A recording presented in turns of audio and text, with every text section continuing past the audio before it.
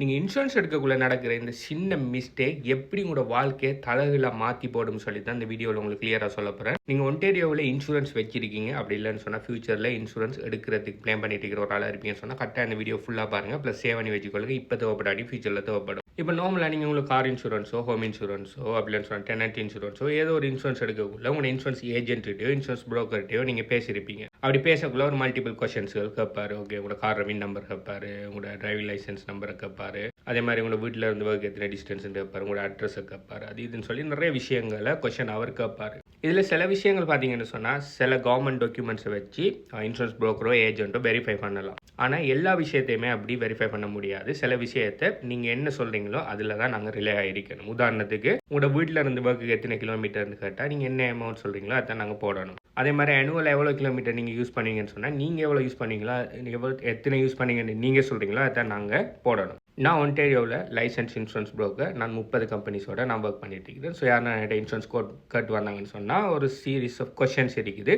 Already நீங்கள் என்கிட்ட பேசின ஒரு ஆள் இருப்பீங்கன்னு சொன்னால் நான் என்னென்ன கொஷின்ஸ் கேட்பேன்னு சொல்லி உங்களுக்கு தெரிஞ்சிருக்கும். ஸோ இப்படி நாங்கள் கேட்குற கொஷனுக்கு நீங்கள் ஆன்சர் பண்ணக்குள்ள ஏதாவது ஒரு ஆன்சரில் ஏதாவது ஒரு மிஸ்டேக் நடந்திருக்கும்னு சொன்னால், அதாவது நீங்கள் சொன்ன ஆன்சரும் உண்மையான விஷயமும் மெச் ஆகலைன்னு சொன்னால் அது ஃப்யூச்சரில் என்னென்ன மாதிரியான தாக்கத்தை உங்களுக்கு செலுத்தும்னு சொல்லி தான் அந்த வீடியோவில் பார்க்க போகிறோம். இதில் இன்சூரன்ஸ் இண்டஸ்ட்ரிக்குள்ளே இதில் பேர் பார்த்தீங்கன்னு சொன்னால் மிஸ் ரீப்ரசன்டேஷன் என்று சொல்கிறேன். அதாவது உண்மையான ஒரு விஷயம் ஒன்றை மாற்றி சொல்கிறது. ஸோ இது 2 வகையாக கேட்டகரி பண்ணுவாங்க. ஓகே, ஒன்று பார்த்தீங்கன்னு சொன்னால் ஆக்சிடென்ஷியல், இன்னொன்று பார்த்தீங்கன்னு சொன்னால் இன்டென்ஷனல். ஆக்சிடென்டல்னு என்னென்னு சொன்னால் உங்களோட கொஷன் கேட்குள்ள உண்மையிலேயே உங்களுக்கு அந்த விஷயம் தெரியா. இப்போ உதாரணத்துக்கு வீட்டில் இருந்து ஒர்க்குக்கு 10 கிலோமீட்டர்னு சொல்கிறீங்க, ஆனால் உண்மையிலே பார்த்தீங்கன்னு சொன்னால் 20 கிலோமீட்டர் ஏதோ தெரியாமல் சொல்லிட்டீங்க. நீங்கள் உங்களோட கார் ஃபைனான்ஸ் பண்ணீங்களா லீஸ் பண்ணீங்களான்றதுக்குள்ள உண்மையாக நீங்கள் காரை லீஸ் பண்ணிடுறீங்க, ஆனால் சொல்லக்குள்ளே ஃபைனான்ஸ் பண்ணிட்டேன்னு சொல்லி தெரியாமல் சொல்லிட்டீங்க. ஏன்னா உங்களுக்கு ஃபைனான்ஸுக்கும் லீஸுக்கும் வித்தியாசம் தெரியா. இப்படி நீங்கள் தவறுதலாக செஞ்சதை ஆக்சிடென்ஷியல் மிஸ்டேக்னு சொல்லுவாங்க. மற்றது பார்த்தீங்கன்னு சொன்னால் இன்டென்ஷனல். இன்டென்ஷனல் என்னென்னு சொன்னால் உண்மையான விஷயத்தை சொன்னால் நம்மளோட இன்சூரன்ஸ் ப்ரீமியம் கூடும், அப்படி இல்லை நம்மளுக்கு இன்சூரன்ஸ் கிடைக்காதுன்னு சொல்லிட்டு வேணும்னு சொல்லியே பொய்யான விஷயத்தை சொல்கிறேன். உதாரணத்துக்கு இப்போ ஏங்குற ஒரு நல்ல ஹை டென்ஸான ஆக்சிடென்டல் கூட நடக்கிற இன்சூரன்ஸ் ப்ரீமியம் கூட இருக்கிற ஒரு அட்ரஸில் இருந்துக்கிட்டு உடைய உண்மையான அட்ரஸ் எங்கே கேட்டால் இங்கே ஒரு ஃபார் அவேயில் ஒரு ரிமோட் ஏரியாவில் ஆக்சிடென்டல் குறைய நடக்கிற இது இன்சூரன்ஸ் ப்ரீமியம் குறைய இருக்கிற ஒரு அட்ரஸை நீங்கள் சொல்கிறது.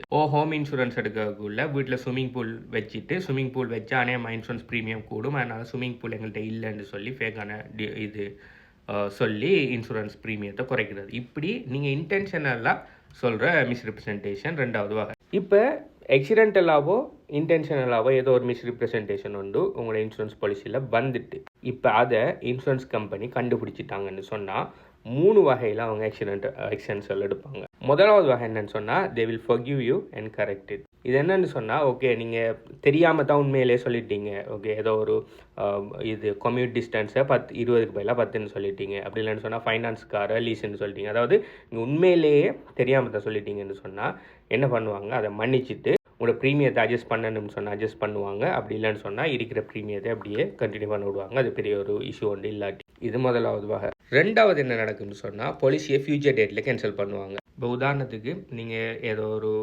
டீட்டெயில்ஸ் ஒன்று கொடுத்தது பார்த்தீங்கன்னு சொன்னால் அந்த பர்டிகுலர் இன்சூரன்ஸ் கம்பெனியில் எடுக்க முடியாத ஒரு ரிஸ்க் உண்டு. இப்போ உதாரணத்துக்கு நீங்கள் ஊபர் ஓடுறீங்க, ஆனால் ஊபர் ஓடுறத உங்கள் இன்சூரன்ஸ் கம்பெனிகிட்ட நீங்கள் இன்சூரன்ஸ் எடுக்கல சொல்லலை. அப்போ அவங்க இன்சூரன்ஸ் தந்துட்டாங்க. அதுக்கு பிறகு கண்டுபிடிக்காங்க நீங்கள் ஊபர் ஓடுறீங்கன்னு சொல்லி. ஆனால் ஒன்டேரியோவில் இருக்கிற எல்லா கம்பெனிஸுமே ஊபர் அலோவ் பண்ண மாட்டாங்க.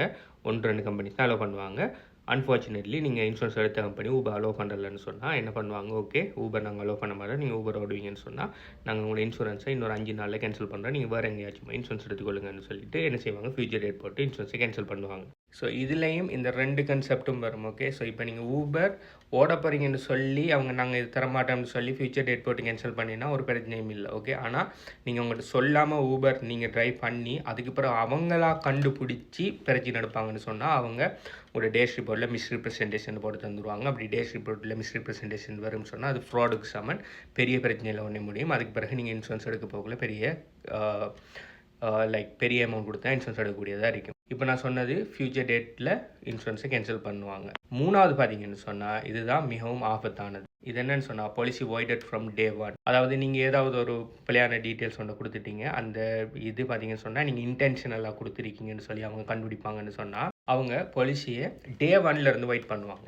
அது என்னன்னு அர்த்தம் என்னன்னு சொன்னா, இப்போ உதாரணத்துக்கு நீங்க இன்சூரன்ஸ் எடுத்து ஒரு 3 மாதம் இன்சூரன்ஸ் வச்சிருக்கீங்க அந்த கம்பெனில. அந்த 3 மாதத்துக்கு பிறகு அவங்க இப்படி ஒண்ண கண்டுபிடிச்சு பாலிசி வைடட் ஃப்ரம் டே 1 ன்னு சொல்லி கேன்சல் பண்ணாங்கன்னு சொன்னா, அதாவது ஃபியூச்சர் டேட் போட்டு கேன்சல் பண்ண மாட்டாங்க. அதாவது எப்போ நீங்கள் இன்சூரன்ஸ் எடுத்தீங்களோ அந்த டே 1ல இருந்தே உங்களோட இன்சூரன்ஸ் வைடட் ஆயிட்டுன்னு சொல்லி போட்டு கேன்சல் பண்ணிடுவாங்க. அப்படி கேன்சல் பண்ணினா இப்போ இந்த 3 மாதமும் நீங்கள் இன்சூரன்ஸ் இல்லாமல் தான் நீங்கள் கார் டிரைவ் பண்ணியிருக்கீங்க இந்த மாதிரி வந்து சேரும். ப்ளஸ் இந்த 3 மாதத்தில் நடந்த ஏதாவது கிளைம் நடந்திருந்தாலோ ஏதாவது இது நடந்திருந்தாலோ எதுவுமே அவங்க ஏற்றுக்கொள்ள மாட்டாங்க. ப்ளஸ் நீங்கள் 3 மாதம் இன்சூரன்ஸ் இல்லாமல் நீங்கள் கார் டிரைவ் பண்ணியிருக்கீங்க அந்த கன்செப்ட்டுக்குள்ள வரும்னு சொன்னால் அது நாளைக்கு உங்களுக்கு பெரிய பிரச்சனைகள் வரும். ஏன்னா இன்சூரன்ஸ் இல்லாமல் கார் இது ஒன்டாரியோவில் டிரைவ் பண்ணுறது இல்லீகல். அது ஒரு க்ரைம். அது நாளைக்கு பெரிய பிரச்சனையில் வரும். ஸோ இப்படி நடக்கும்னு சொன்னால் இதை டேஷ் ரிப்போர்ட்லேயும் அவங்க போட்டாங்கன்னு சொன்னால் நாளைக்கு நீங்கள் இன்சூரன்ஸ் எடுக்கிறதே கஷ்டமாக போயிடும். ஸோ அதனால தான் எப்பயுமே நீங்கள் இன்சூரன்ஸ் எடுக்கக்குள்ள பொறுமையாக இன்சூரன்ஸ் புரோக்கரோ ஏஜென்ட் என்னென்ன கொஷின் கேட்குறோ ஒரு கேட்குற